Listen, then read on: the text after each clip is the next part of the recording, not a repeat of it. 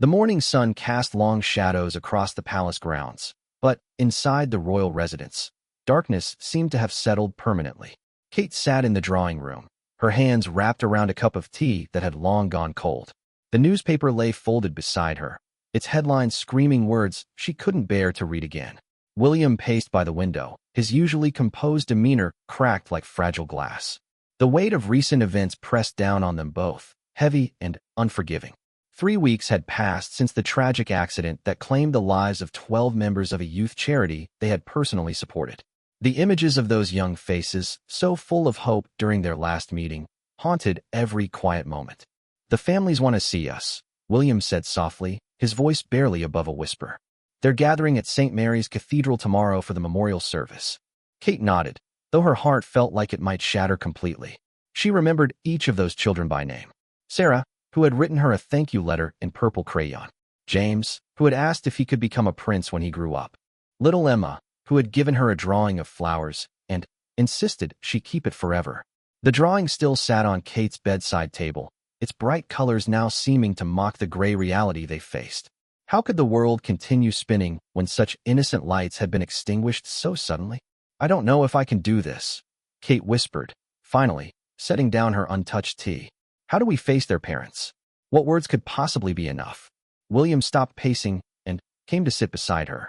His own eyes were red with exhaustion and unshed tears. "We don't have words," he admitted. "But we have our presence. We have our grief. And maybe that's enough to show them they're not alone." The charity event had been their idea. A day out for underprivileged children, a chance to escape their difficult circumstances and feel special, even if just for a few hours. The bus carrying them back from the adventure park had been struck by a drunk driver. None of the children survived. Kate covered her face with her hands, the guilt washing over her again like a tide she couldn't escape. "If we hadn't organized that trip." "Don't," William said firmly, taking her hands in his. "Don't do that to yourself. Those children had the best day of their lives because of what we did. Their parents told us that themselves." But the logic couldn't touch the ache in Kate's chest. She thought of her own children, safe in their beds upstairs, and felt simultaneously grateful and guilty for their safety.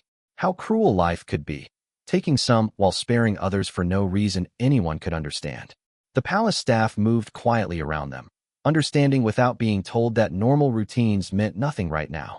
Even the children sensed the change, speaking in hushed voices and staying close to their parents. "I keep thinking about what Sarah's mother said at the hospital," Kate said, her voice breaking. "That Sarah had been so excited about meeting us again, she couldn't sleep the night before. She had planned to ask me about becoming a teacher like her aunt." William's jaw tightened. The visits to the hospital, seeing the empty beds where those children should have been recovering from minor scrapes and bruises instead of lying silent forever, had nearly broken him. He was trained to maintain composure in the face of tragedy, but nothing had prepared him for this. "The media keeps calling for a statement," he said eventually. "They want to know how we're handling this, what our plans are going forward." Kate looked at him with red-rimmed eyes. "How can we plan anything when 12 families are planning funerals instead of birthday parties?" The irony wasn't lost on either of them. They were public figures, expected to be pillars of strength and hope, yet they felt as helpless and broken as anyone else.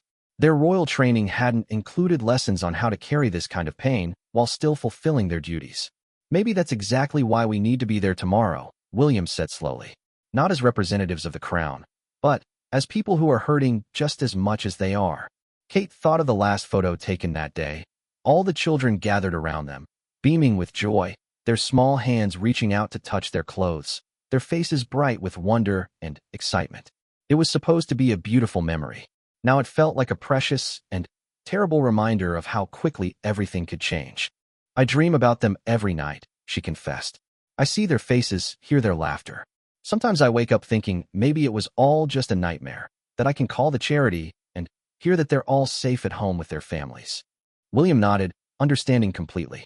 His own sleep had been plagued with similar dreams, mixed with nightmares about what those final moments must have been like for the children. The investigators said it was instantaneous, that they wouldn't have suffered, but somehow that didn't make it easier to accept. The silence stretched between them, filled with shared pain and the weight of tomorrow's memorial service. Neither of them felt ready to face the grieving families, to look into the eyes of parents who had lost everything. But they both knew they couldn't abandon these families in their darkest hour. Kate stood up slowly, her legs unsteady. "I should check on the children," she said. "Make sure they're sleeping peacefully." As she walked toward the door, William called softly after her. "Kate." She turned back to him. "We'll get through this together." Somehow, she nodded, though she couldn't yet imagine how. All she knew was that tomorrow would be one of the hardest days of their lives, and after that, they would have to find a way to honor those 12 young lives while carrying their grief forward into whatever came next. The palace fell quiet except for the distant sound of London traffic, a reminder that the world outside continued its relentless pace while inside these walls. Time seemed to have stopped on that terrible afternoon 3 weeks ago. The cathedral bells began to toll at exactly 10 in the morning, their deep, solemn notes carrying across London like a mournful song. Kate stood before her bedroom mirror, adjusting her black dress for the third time, her hands trembling slightly. The reflection looking back at her seemed like a stranger, pale, hollowed by grief, aged beyond her years in just 3 weeks. William appeared behind her, his black suit impeccable as always, but his face carrying the same haunted expression that had become their constant companion. "The car is waiting," he said gently, his hand finding her shoulder. They had barely slept the night before. Around 3 in the morning, Kate had found William sitting on the floor of his study, surrounded by photos from the charity event. He wasn't crying. The tears seemed to have run out days ago, but his silence had been more heartbreaking than any sob. "I counted them," he had said when she sat beside him. 12 times they laughed in this photo. "I counted every smile, every giggle. I wanted to remember exactly how happy they looked." Now, as they descended the palace stairs together, Kate could feel the weight of that happiness, transformed into something almost unbearable. Their security detail waited respectfully, their usual professional demeanor softened by the gravity of the day. The drive to St. Mary's Cathedral passed in a blur of London streets draped in respectful quiet. Word had spread about the memorial service, and people lined the sidewalks, not with their usual excitement to catch a glimpse of royalty, but with flowers in their hands and tears in their eyes. Some held photos of the children, others simply stood with heads bowed as the car passed. "Look," Kate whispered, pointing to a group of schoolchildren who had formed a line along the street, each holding a single white rose. They came to say goodbye too. William reached for her hand, squeezing it gently. The sight of other children, safe and loved, brought both comfort and fresh pain. It was a reminder of what those 12 families would never have again, the simple joy of watching their children grow up. As they pulled up to the cathedral, the crowds pressed closer, but respectfully, quietly. Signs reading, "We remember," and "Angels too soon," dotted the gathering. Kate noticed an elderly woman holding a photo of little Emma, the same child who had drawn her the flowers. The woman was crying silently, and Kate realized that even strangers felt this loss deeply. "Your Royal Highnesses," the Archbishop greeted them at the cathedral entrance. "The families are inside. They've been asking for you." Kate's stomach clenched. Facing the media was one thing. They expected carefully worded statements and composed appearances. But facing the parents of those children, looking into eyes that held the same pain they felt but magnified beyond imagination, seemed impossible. The cathedral was filled to capacity, but a hush fell over the crowd as Kate and William walked down the center aisle. The front rows were reserved for the families, and as they approached, Kate felt her composure beginning to crack. She could see Sarah's mother, the same woman who had sent a thank you card just a month ago, now dressed in black and clutching a small teddy bear. James's father, a construction worker who had worked extra shifts to buy his son new shoes for the palace visit, sat with his head in his hands. Emma's grandmother, who had been so proud that her granddaughter would meet real royalty, wept quietly into a handkerchief. "Mrs. Peterson," Kate said softly, approaching Sarah's mother first. "I'm so very sorry." The woman looked up, her face streaked with tears. "Your Highness," she whispered, then, suddenly, stood and embraced Kate tightly. "Thank you for coming. Sarah loved you so much. She kept that photo of you two together by her bed every night." Kate felt her carefully maintained composure shatter. Tears she had been holding back for hours spilled over as she held Sarah's mother, two women united in loving and losing the same bright little girl. Around them, others began to weep openly, the formal atmosphere dissolving into raw, shared grief. William moved through the crowd of family members, his own tears flowing freely now. He stopped at each family, sometimes speaking quietly, sometimes simply placing a hand on a shoulder or accepting an embrace. The royal protocols that usually govern such interactions seemed meaningless here. She talked about becoming a princess, Emma's mother told Kate, showing her the drawing her daughter had made. Not just the one for Kate, but dozens of others featuring castles and crowns and little girls in beautiful dresses. She said you told her that being kind was more important than being royal. She was already a princess, Kate managed to say through her tears. She was kinder and braver than any of us. The service began with a children's choir singing Amazing Grace, but their young voices only emphasized the absence of those who should have been among them.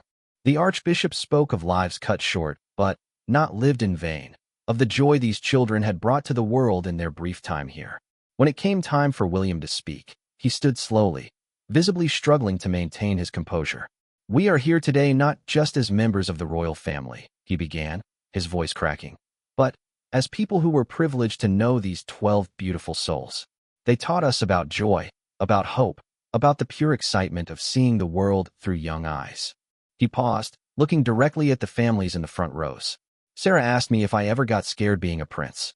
I told her that sometimes I did, but that doing the right thing was worth being brave for. Today, all of you are being braver than any prince or princess ever has to be. Your courage in the face of unimaginable loss humbles us all."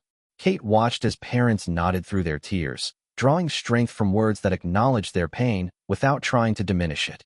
This wasn't about royal duty or public appearances. This was about human connection in the face of tragedy. When the formal service ended, no one seemed ready to leave. Families clustered together, sharing memories and photos, while Kate and William moved among them like old friends rather than distant royalty. The barriers between them had been torn down by shared grief, revealing the simple truth that love and loss were universal experiences. "Will you come to the burial?" James's father asked William quietly. "I know it's a lot to ask, but he would have wanted you there." "Of course," William replied without hesitation. "All of them. We'll be there for all of them." As they finally prepared to leave the cathedral, Kate turned back to look at the families still gathered in small groups, supporting each other through the worst day of their lives. Tomorrow there would be individual funerals to attend, flowers to send, foundations to establish in memory of these children. But today had been about something simpler and more profound, showing up for each other when words weren't enough. The ride back to the palace was quiet, both of them emotionally drained, but somehow feeling more connected to their purpose than they had in weeks. They had done what they came to do. They had been present, they had shared in the grief, and they had begun the long journey of honoring these young lives together. The weeks following the memorial service blurred together in a series of small, heartbreaking ceremonies. 12 individual funerals meant 12 more opportunities to witness the devastating impact of loss on families who had trusted them with their most precious gifts. Kate found herself standing in churchyards and crematoriums across London, watching as tiny coffins were lowered into the ground while parents collapsed with grief that seemed to have no bottom. Each funeral was different, reflecting the unique personality of the child they were saying goodbye to. Sarah's service was filled with purple flowers, her favorite color, and her classmates released purple balloons into the gray October sky.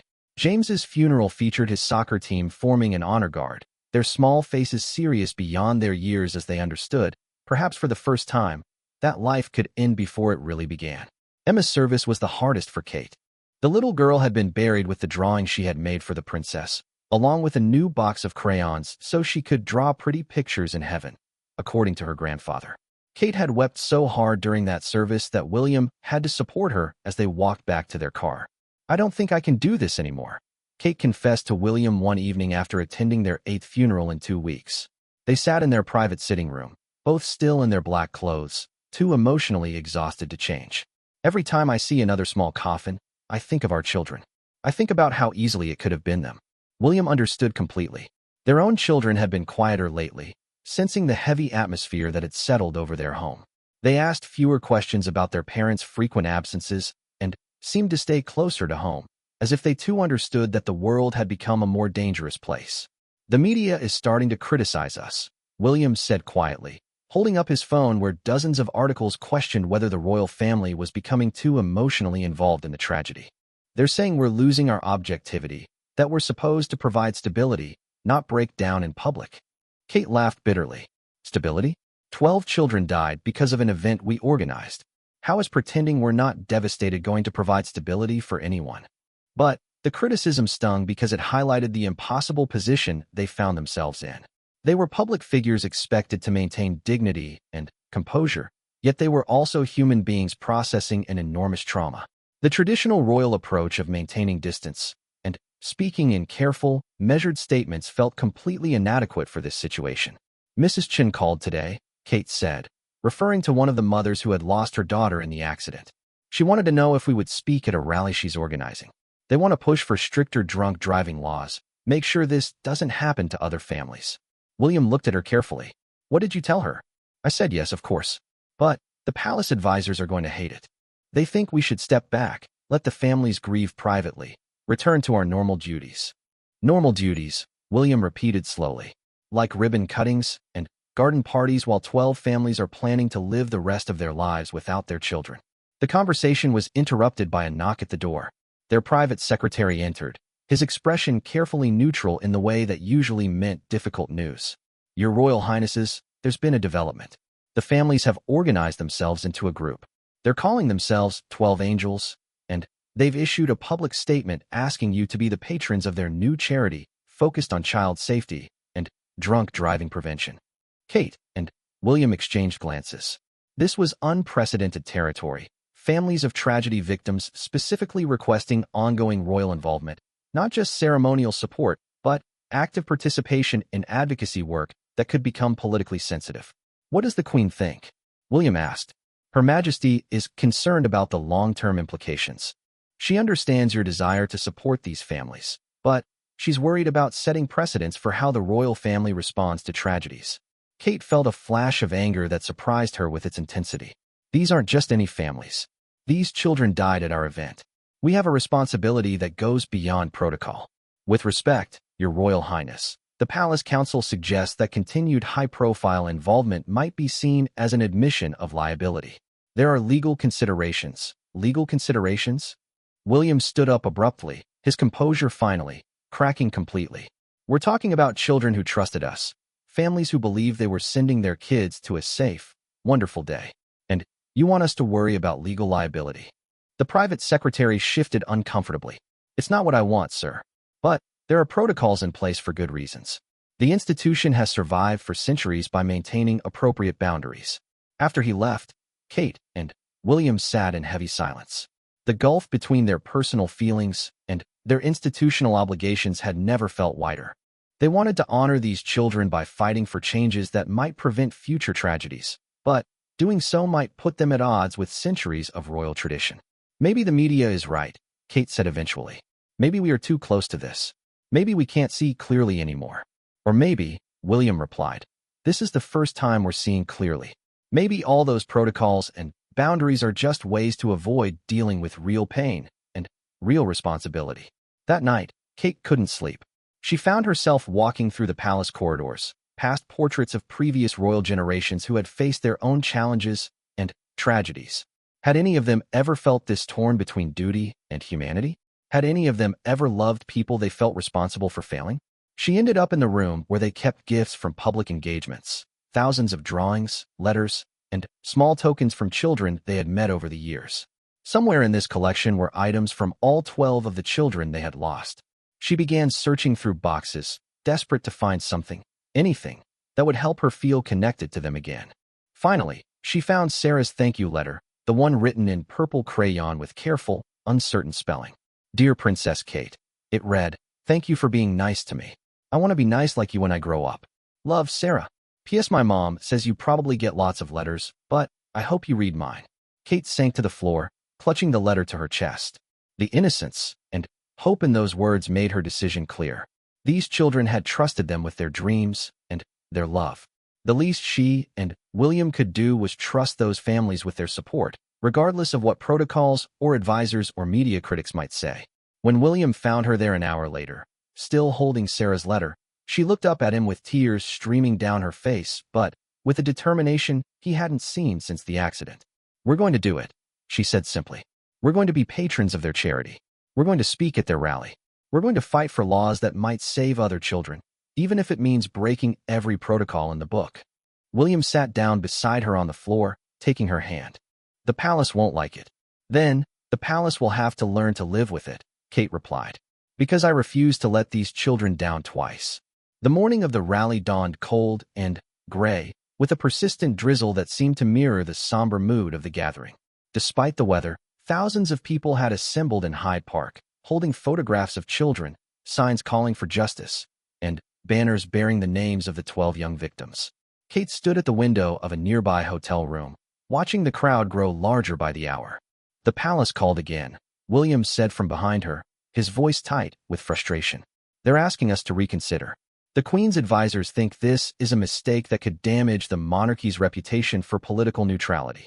Kate turned to face him, her expression resolute. Look at them, William. She gestured toward the window. Look at all those people who came here in the rain because they believe we can make a difference. How can we worry about political neutrality when children are dying? The past month had been a battle between their hearts and their duties.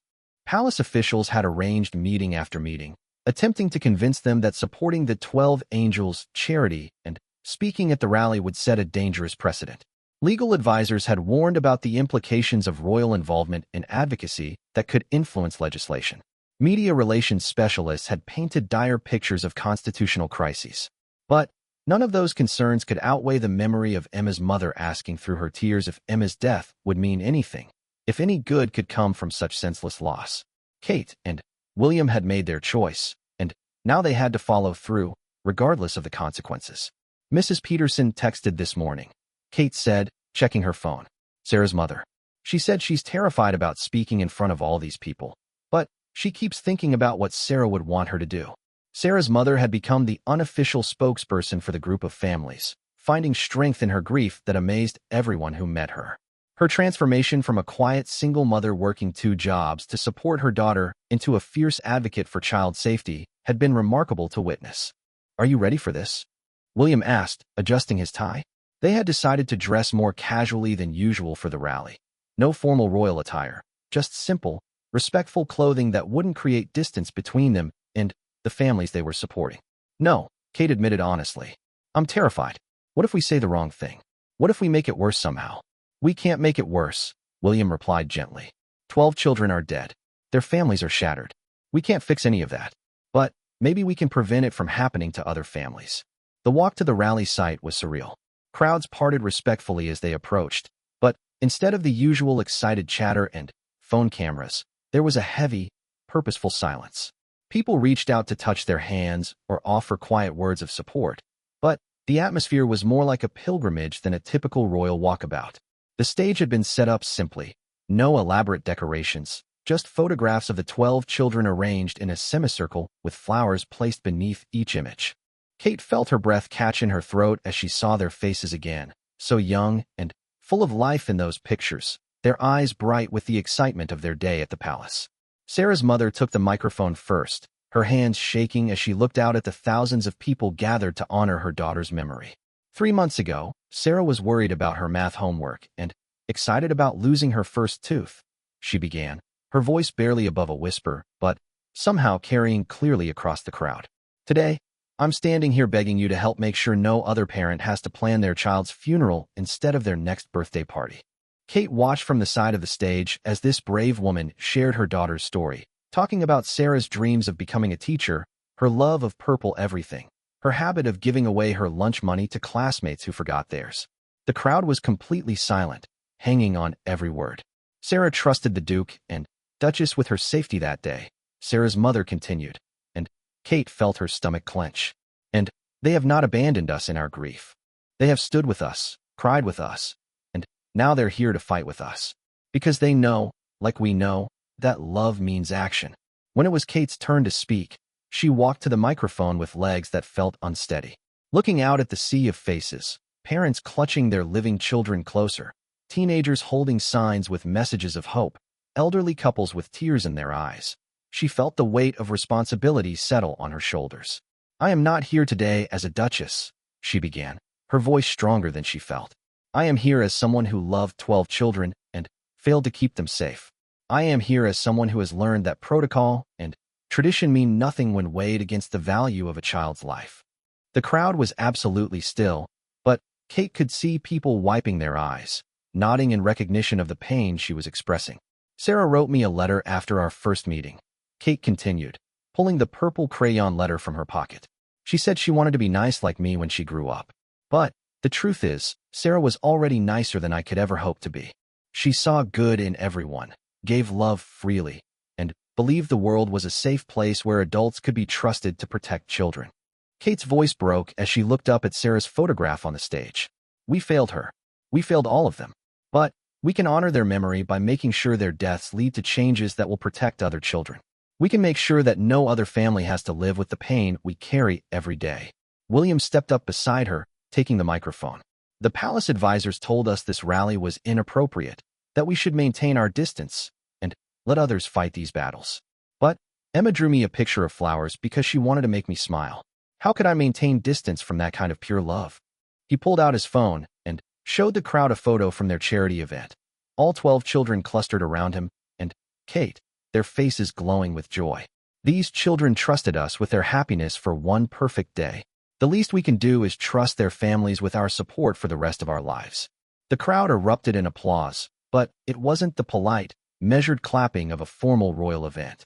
This was raw emotion given voice, grief and hope and determination all mixed together in a sound that seemed to come from the depths of human experience.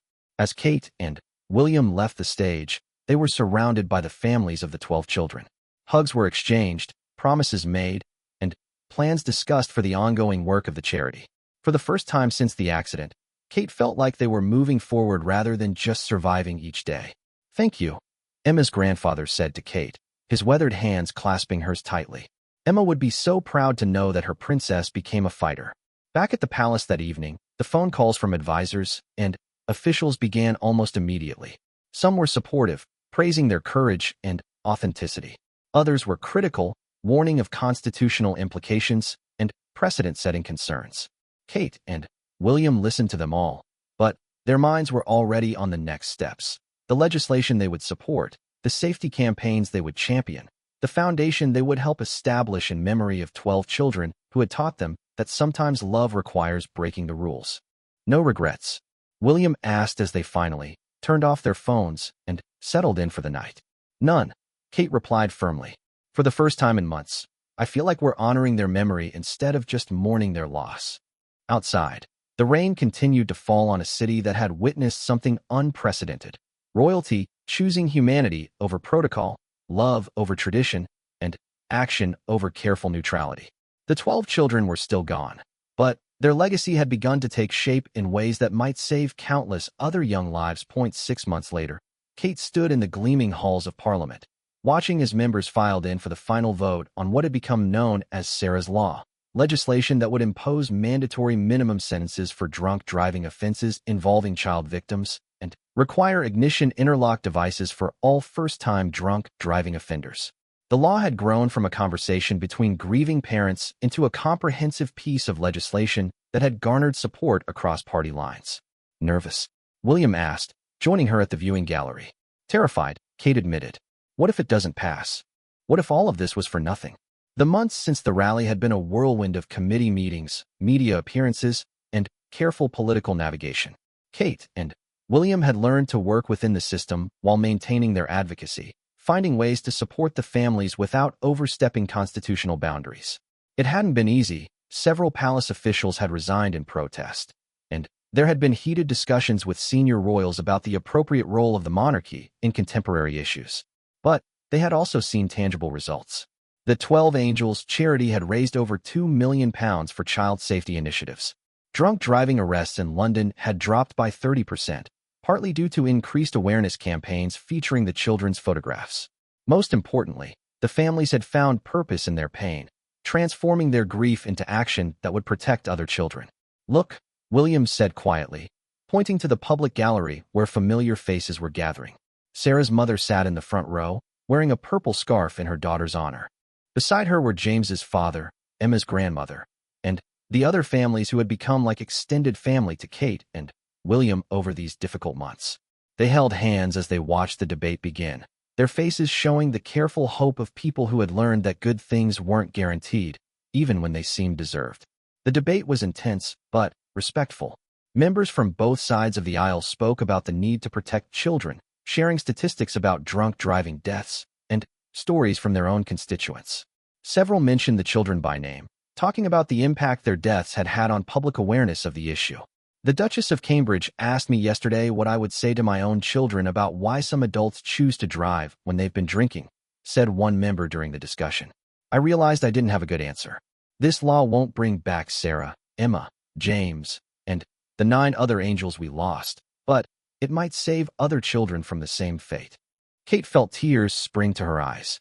Over the months, she had met with dozens of politicians, sharing stories about the children, answering questions about royal involvement and advocacy, and carefully navigating the complex world of policymaking. Some meetings had been frustrating, with officials more concerned about political implications than child safety.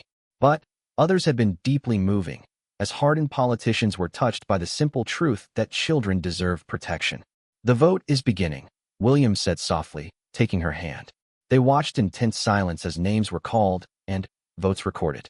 Each yes felt like a small victory, each no like a betrayal of the children's memory. The families in the public gallery barely seemed to breathe as the count progressed. Finally, the results were announced. The law had passed by a wide margin. The public gallery erupted in quiet applause, not celebration, because nothing could truly be celebrated when it was built on such loss, but relief and gratitude that their children's deaths would not be meaningless. Kate found herself crying again, but these were different tears than she had shed over the past months. These tears carried hope alongside the grief, purpose mixed with the pain. They did it, Sarah's mother whispered as she hugged Kate afterward. Sarah's law is real. She would be so proud. The ceremonial signing took place a week later in a room at Buckingham Palace, with the families present as honored guests. Kate and William had requested this location specifically, wanting to demonstrate that the monarchy stood behind this legislation despite the constitutional questions it had raised. As the Prime Minister signed the bill into law, Kate thought about how much had changed since that terrible day 6 months ago. The palace had adapted to their new role as advocates, finding ways to support causes while maintaining political neutrality. More importantly, they had learned that sometimes doing the right thing required taking risks, even when those risks challenged centuries of tradition. Your Royal Highnesses, Emma's mother said as the ceremony concluded. Emma drew you a picture because she wanted to make you happy. Today, she made hundreds of children safer. I think that would make her very happy.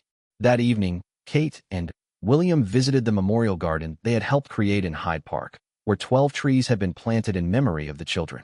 Each tree bore a small plaque with a child's name and a favorite quote or saying that their families had chosen to represent their lives.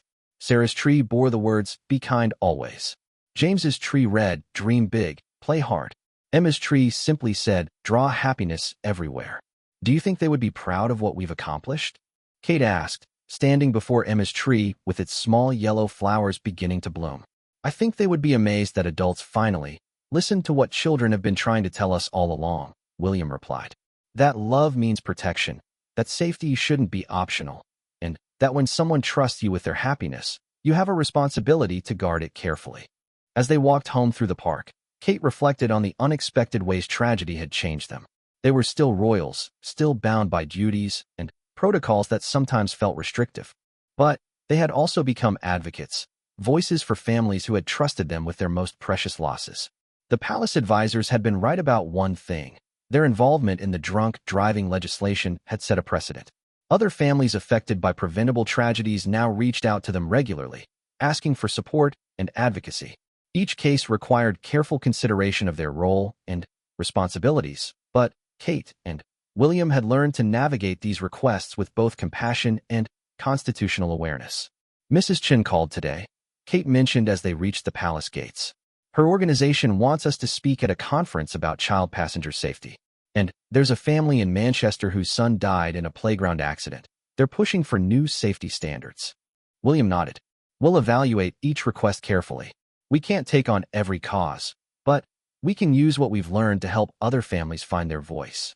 They had discovered that their greatest power wasn't in their royal titles or official positions, but in their ability to shine light on issues that might otherwise remain hidden in bureaucracy and politics. The children had taught them that genuine love required action, even when that action was difficult or controversial. That night, as Kate tucked her own children into bed, She thought about the responsibility they all carried to protect the innocent and vulnerable. Her children had grown up watching their parents navigate grief and advocacy, learning lessons about courage and compassion that no royal training could have provided. "Mummy," her youngest asked sleepily, "are you still sad about the children who died?" "Yes, sweetheart," Kate answered honestly. "I will always be sad about that. But I'm also proud that we found ways to honor their memory by helping keep other children safe." "Like Emma, who drew you flowers?" "Exactly like Emma." Kate smiled, kissing her child's forehead. "She taught us that even when terrible things happen, we can still choose to draw happiness and hope." As she turned off the lights and closed the door, Kate felt the truth of those words settle in her heart. The grief would never completely fade. She would always carry the weight of 12 young lives that ended too soon. But alongside that grief lived something else now.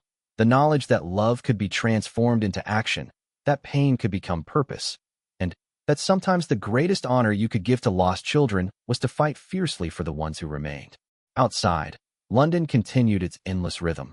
But within the palace walls, a family slept peacefully, protected by laws that bore the names of angels, and watched over by the memory of children who had taught them all how to love without limits.